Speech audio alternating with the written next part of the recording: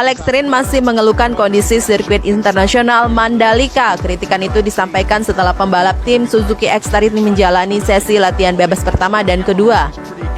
Sirkuit Mandalika sebenarnya sudah melakukan perbaikan aspal setelah tes pramusim yang digelar pada Februari lalu. Perbaikan ini dilakukan lantaran adanya permintaan pembalap yang merasa sirkuitnya terlalu kotor dan sulit berkendara.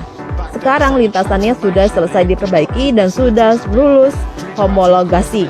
Meski begitu, Rins merasa perbaikannya belum diselesaikan dengan baik. Rins menganggap masalah yang sama masih ada di permukaan sirkuit Mandalika. Dia bahkan menyebut terkena kerikil kecil ketika berada di belakang pembalap lain.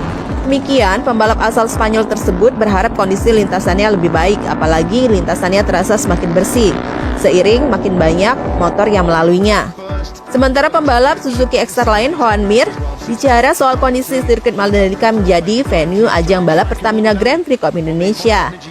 Joan Mir merupakan juara dunia MotoGP musim 2020, meraih hasil kurang maksimal pada 2 sesi latihan bebas tersebut.